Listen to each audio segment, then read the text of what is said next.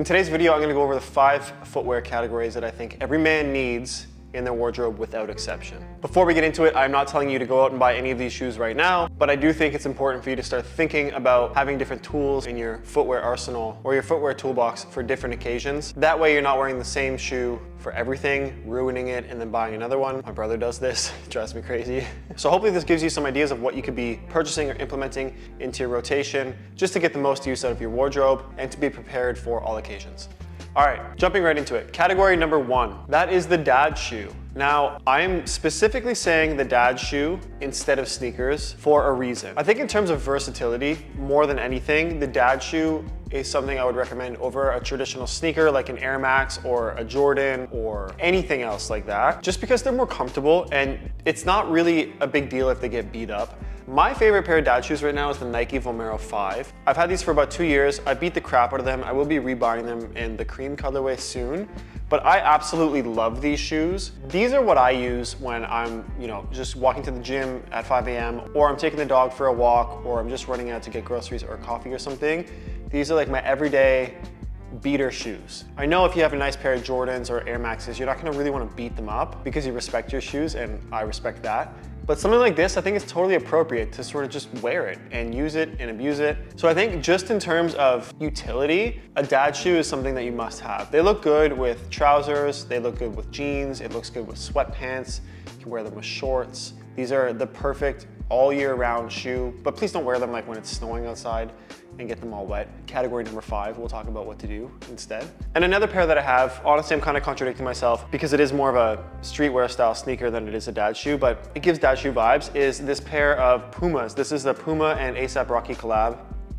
I love these so much. These might be like my favorite just sort of dad shoe slash sneaker, period. They also are already like all beat up and worn out, so like I don't really have to worry about damaging them. I use these in the same situation that I use these. To me, these are sort of like the same thing. I would say New Balance has the market cornered, as well as Asics. They all have great options for you. So just search up what you like the most, pick one. If it works for you, it works for you, and just use it. Just use it until it's ruined and then get another pair. All right, category number 2. I'm gonna call this category slip-on shoes. I didn't just wanna say clogs because depending on where you live, a sandal may be a better option for you. I have this pair of clogs from the brand Grafflands. They were sent to me. They're not my favorite. They look really cool, but I used to have a pair of Birkenstock Bostons, and in my opinion, hands down, the best clog you're ever gonna be able to buy. Nothing will ever touch it. A shoe like this is perfect for when you just have to hop out of the house quick, like to let the dog out to go pee, run down to check the mail, or you wanna have a cozy outfit and walk to the coffee shop around the corner with like a nice baggy pants or sweatpant on. This is totally appropriate and amazing for those scenarios. So just having something that's easy, that you can just slide your foot into and walk out the door, I think is important in your wardrobe. That way you're not always using your sneakers for every occasion. You do have something to change it up a little bit. Now, if you live in a hot climate, you might need something with an open toe instead of a closed toe like this. These are a pair of sandals from the brand Steve Madden. They look like the Hermes sandals. I know it's a dupe, but these are actually great quality for the price. They're perfect for the summer. If it's super hot outside, even if you live in a climate where like it's hot all through November and stuff, you can get away with wearing them. Something like this is a little more, I guess, dressy or classy just because it's this black leather. So maybe not as versatile as a Birkenstock, but still achieves the same thing. So just take with that what you will. I think you need a pair of shoes that you can slide on. You don't have to get either of these. You can buy whatever you want. These are the 2 that I have at the moment.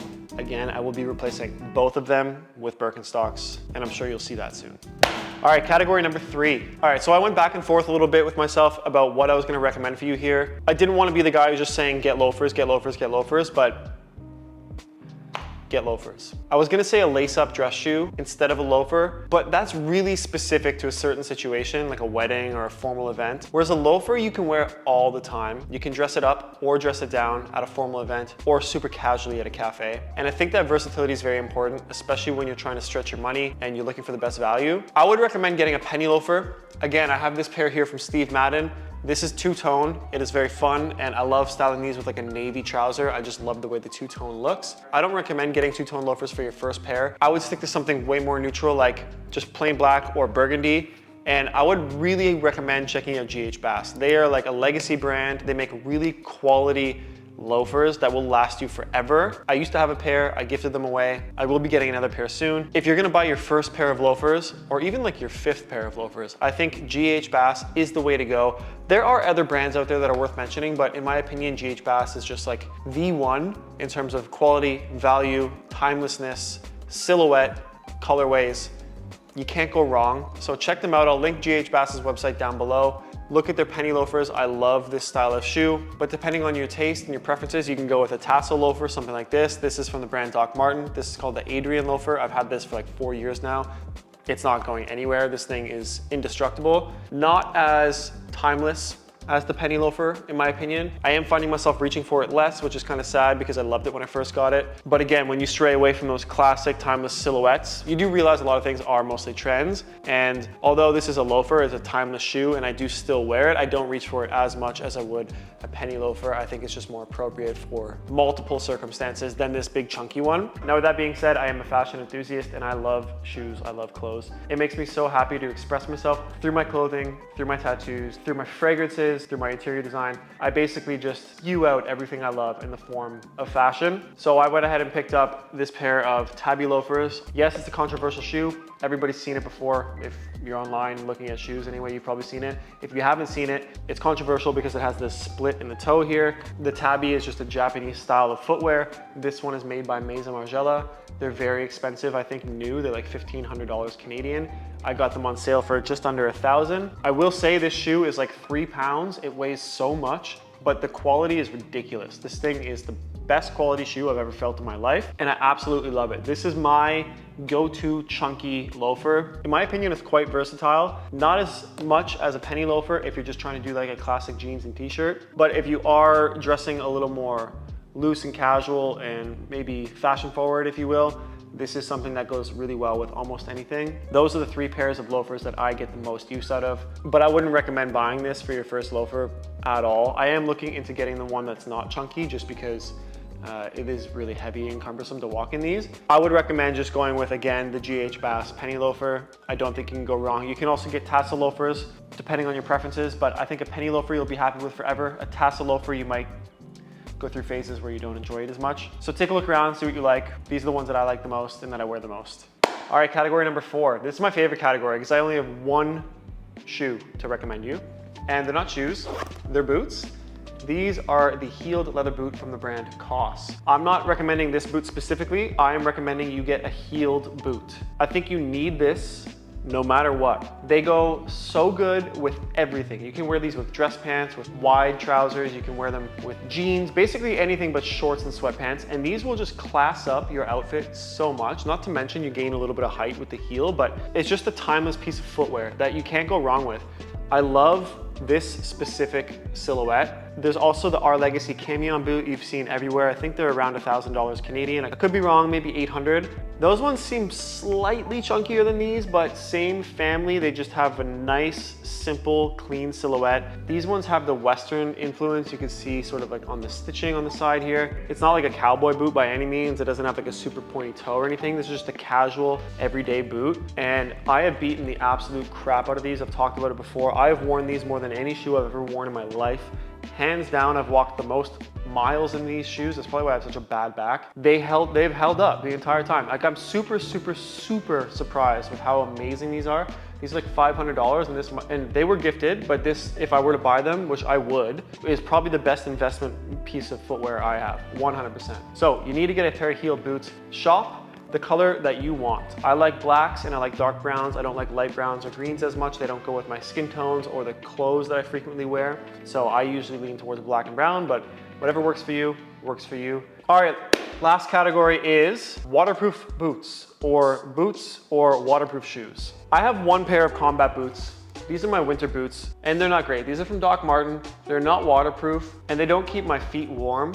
I wouldn't recommend something like this for the winter, especially if you're in Canada. I would just recommend keeping it simple. Now, I can't believe I'm about to do this, but my first recommendation is just gonna be a blunt stone. If you're a normal person and you just dress normally, you still wear slim jeans, you wear flannel button-ups, you just like to keep it simple, I don't think a Blundstone is a bad option. I'm a very picky person and I don't like the way they look. I also hate that I see them everywhere, so it's not something that I've purchased or will be buying, but in terms of practicality and keeping your feet warm and dry in the winter, it's kind of a no-brainer. So if you're just looking for that ease of access winter boot, you gotta get a Blundstone.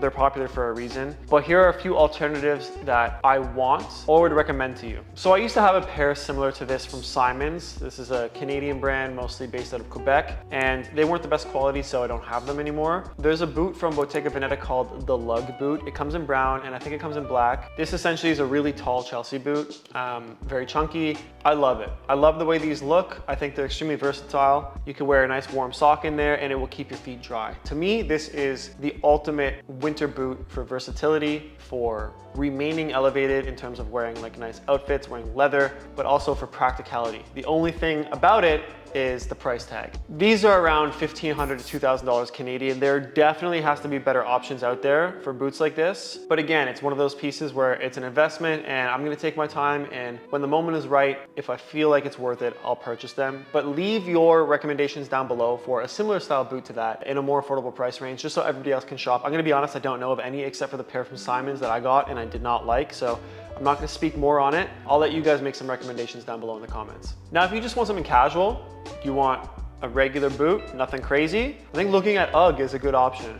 They have this new boot for men. It is called the Numal, I think, Weather Hybrid. It's pretty fashion forward. It comes in two colorways. It comes in birch and white pepper, and it comes in black and birch. These are both really nice. They're a lace-up boot. They're gonna be extremely warm. They're shearling lined. They're waterproof. Not the classiest looking boot in terms of, you know, like a sleek and leather silhouette, but a very fun and easy option to wear with sweatpants, jeans, whatever, trousers. Doesn't really matter. Sometimes it's all just about being warm and staying dry. These are gonna do a good job for you. They're $260 Canadian. I think there's great value there. I actually own the Tasman Weather Hybrid, so this is the lower version of the lace-up boot I was just talking about. This is the birch and white pepper colorway. Still has that shearling liner inside. These are so comfortable and so warm. I absolutely love them. I don't know how practical they're gonna be when the snow really starts falling and, you know, we get a couple feet of snow, just because they are lower. So it would be interesting to try out the actual boot to see how that works or feels. In terms of warmth, comfort, and being waterproof, these are fantastic. These ones are $200, a little more affordable. Not a boot, but they will check almost all of the boxes for you for the winter time. So keep it in mind. I can go into Red Wings and I can go into Irish Setters, but I'm gonna leave it at that for this video. I want you guys to comment down below what your favorite footwear is in all of these categories, just so everybody in the comments can have some options to go check out. I'm just one guy. I can't comment on every piece of footwear that's out there. I only know what I know. So let me know what your favorite is down below. Shoes that you count on, shoes that you rely on, and shoes that you've seen that you may want to try. Otherwise, that's it, my friends. We are at, as I record this video, 9,262 subscribers. We're so close to 10K, I could taste it. I just want to say thank you guys so much for subscribing. At 10,000 subs, I promised I'm going to do a video revealing how much I earn from YouTube AdSense, just to show you guys what it's like to be a creator at this size on this platform, whether or not it's worth it for you to get started. A lot of you guys are interested in knowing that. So when we run it up to 10K, I'll peel back the veil and I'll show you guys what I'm earning. I just want to say thank you again so much for being here. If you haven't already, please click the subscribe button. Now we're around 80% of the people who watch my videos aren't subscribed. So that means more of you are clicking, and I think it's because I'm asking. So again, I'm not begging, but I'm just asking. Please subscribe, come along for the ride. I love you guys as always. I'll catch you on the next one. Peace.